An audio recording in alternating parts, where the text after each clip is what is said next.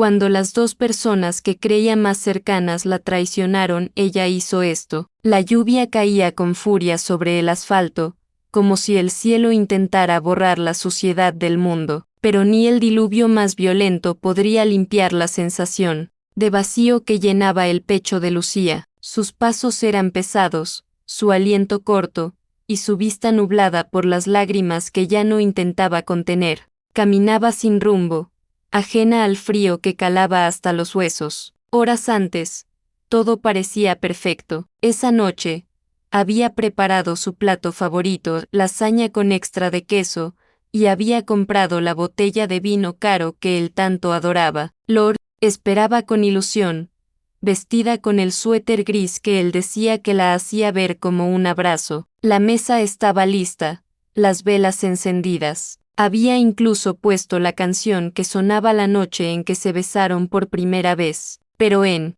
lugar de escuchar el sonido de las llaves girando en la cerradura, su teléfono vibró. Un mensaje: voy a trabajar hasta tarde, no me esperes. Lucía suspiró, resignada, pero algo en su interior la impulsó a abrir la app de localización que usaban para seguridad mutua, solo para asegurarse, y ahí estaba, su ubicación, el Hotel Azalea, el mismo donde años atrás habían pasado su primer aniversario. El pulso de Lucía se aceleró, su mente buscaba excusas, quizás una reunión, tal vez un error, pero el presentimiento era más fuerte. Con manos temblorosas, llamó un taxi y, sin pensar, le pidió que la llevara hasta allí. Cuando llegó, lo vio a través de las ventanas del lobby, su cabello oscuro desordenado, la camisa ligeramente abierta, y lo peor, la sonrisa que ella creía reservada solo para ella. Estaba acompañado de Laura,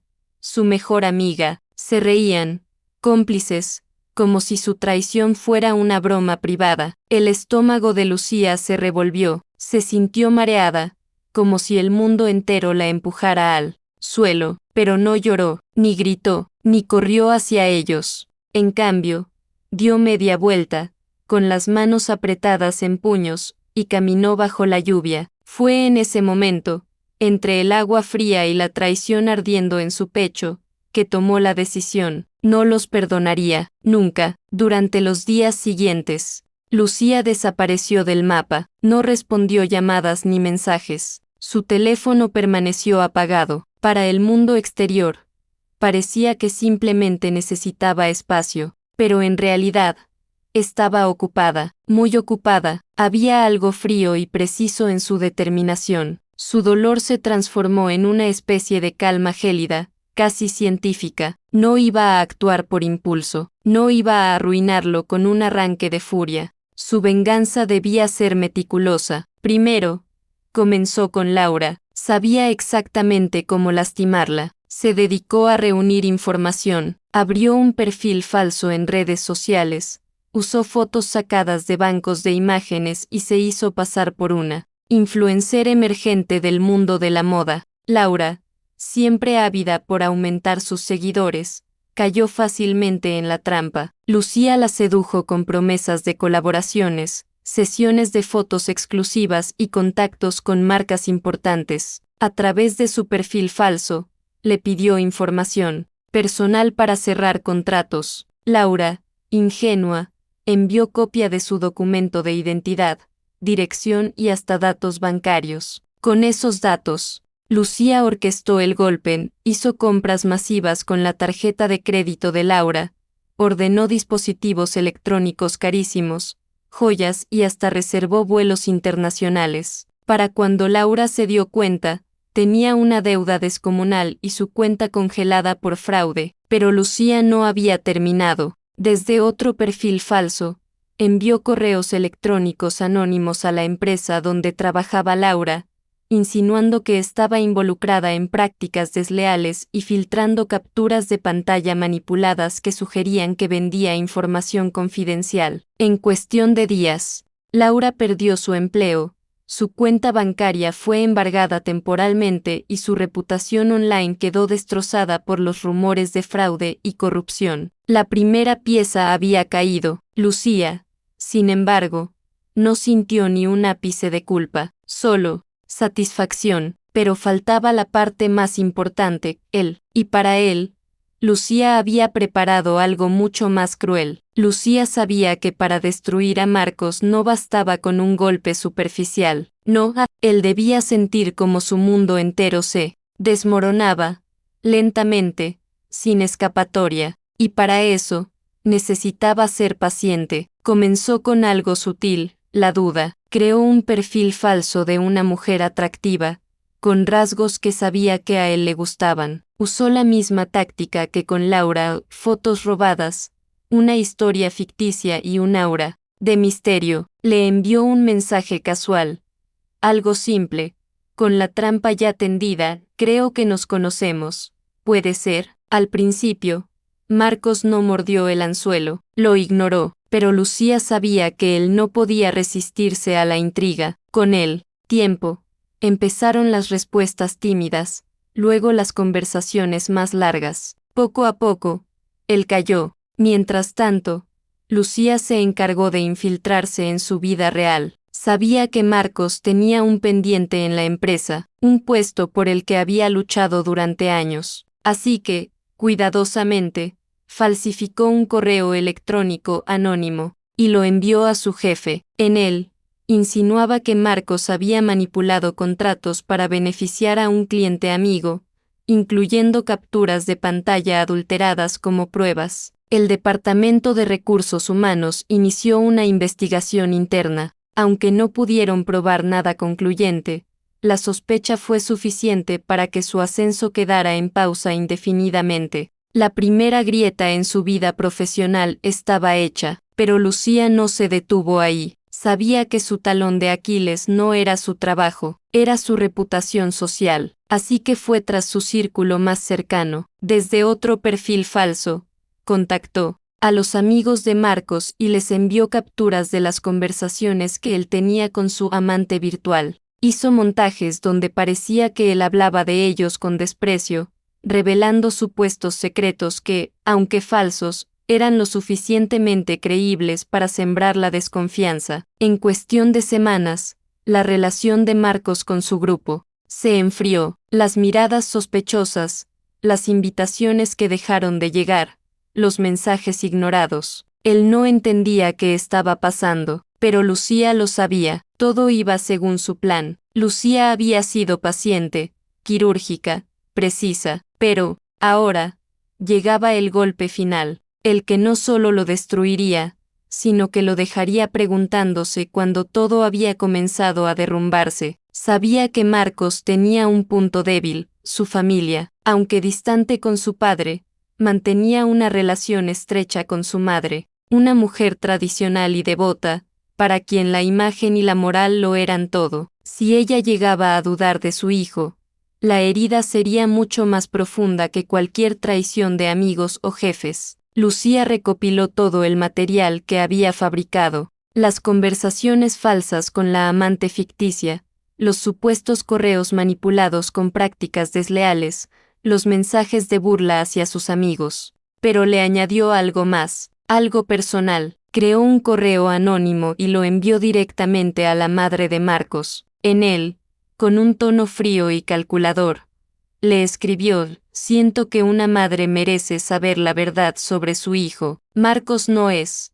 quien aparenta ser. Ha engañado, ha mentido y ha dañado a muchas personas. Aquí están las pruebas. Lamento ser yo quien lo diga. Adjuntó capturas falsas de transacciones sospechosas, conversaciones editadas con frases humillantes sobre su madre e incluso un montaje burdo que lo implicaba en una infidelidad con múltiples mujeres. Era todo un festín de mentiras, pero suficientemente creíble para sembrar la duda. La madre lo llamó esa misma noche. Su voz temblaba, rota. Le preguntó si todo era cierto. Marcos lo negó, insistió, rogó.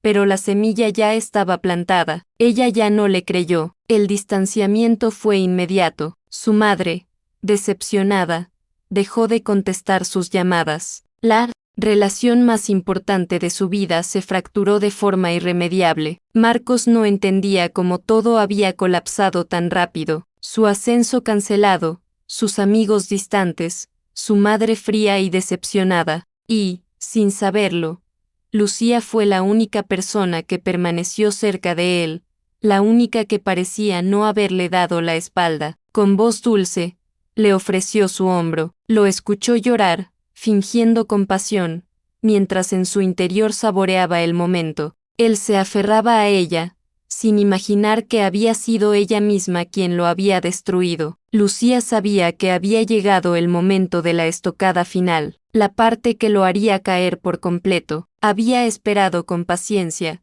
permitiendo que el dolor se filtrara en cada rincón de su vida, que la soledad lo envolviera como una soga cada vez más apretada. Ahora, solo faltaba darle el último empujón. Una noche, lo invitó a cenar, le pidió que pasara por su departamento, le dijo que quería hablar. Marcos llegó destrozado, con la mirada vacía y ojeras profundas. Lucía lo recibió con un abrazo cálido, uno que por un instante le hizo creer que aún existía algo bueno en su vida. La mesa estaba puesta con detalle, velas, su vino favorito, su plato predilecto, todo como en los viejos tiempos. Marcos sonrió, débilmente, como si quisiera creer que todo podía volver a ser como antes. Pero Lucía no estaba allí para reconciliarse. Con voz suave, le pidió que se sentara, le sirvió una copa de vino y, con una expresión triste, le dijo,